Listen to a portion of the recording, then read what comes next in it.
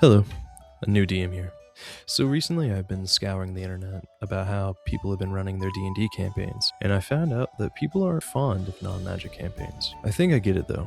Most of the classes require magic to be in existence, so a campaign without magic isn't really viable, right? Well, actually I'm here to tell you exactly how I ran my campaign without magic.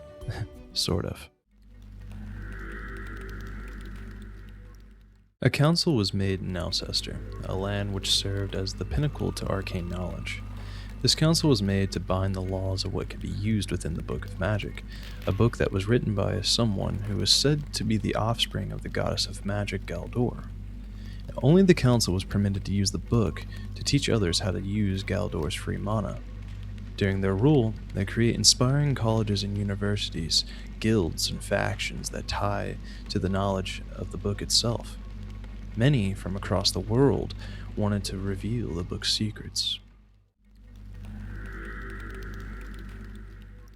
Magic knowledge scattered beyond just the schools of arcane magic.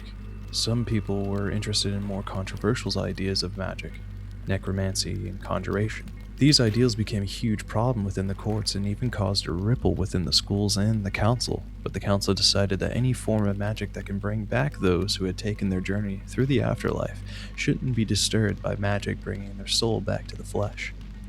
The people of these schools of necromancy despised this so much that they would continue their rituals in hiding, bringing more and more tension between the provinces.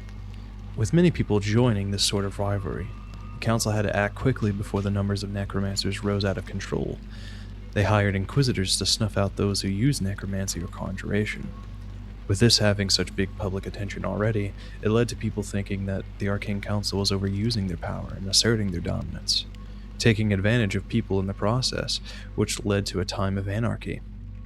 Not only were the necromancers growing in number, but they also had people backing them, many of which inside the council itself.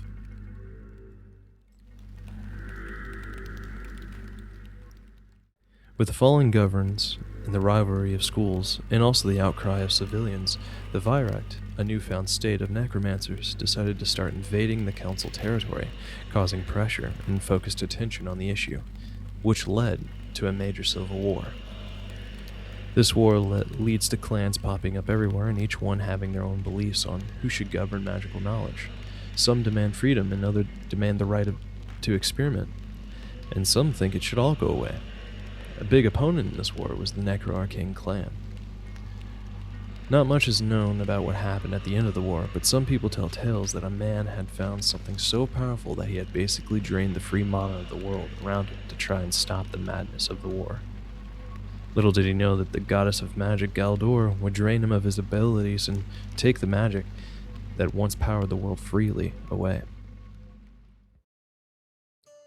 Now, let's get one thing straight. You must always talk with your players before you play a game with no free magic use. You can't expect them to have fun when they choose a wizard and try to cast fireball and you say, "Yeah, about that. Your class is actually quite useless in a world without magic." The story basically tells of a calamity of magic. A god of magic allowed magic to flow freely through the book, showed how to tap into our magical well. However, it doesn't say anything about other gods. So how do magical items work? In my world, magical items work through a crystal that imbues them with a magical property. Kind of like soul stones from Elder Scrolls, but without the soul part, more like gods being trapped and banished, while players bang their tortured essence into a sword to slay a dragon.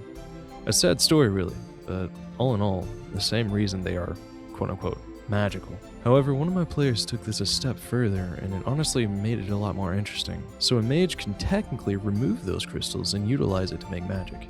Brilliant. But I hear you saying, this isn't a non-magical D&D campaign. That's why I said kind of. Because yeah, sure, you can make magic through the little crystals and maybe through serving a god, but one, that's very hard to come by, and two, who said the player should suffer because everyone else is? And 3, magic in this world is quite looked down upon in the South. This is because it had wiped out most of civilization down there. A lot of them rallying against the sacred druids and hunting them down. But still, a magic campaign, I guess.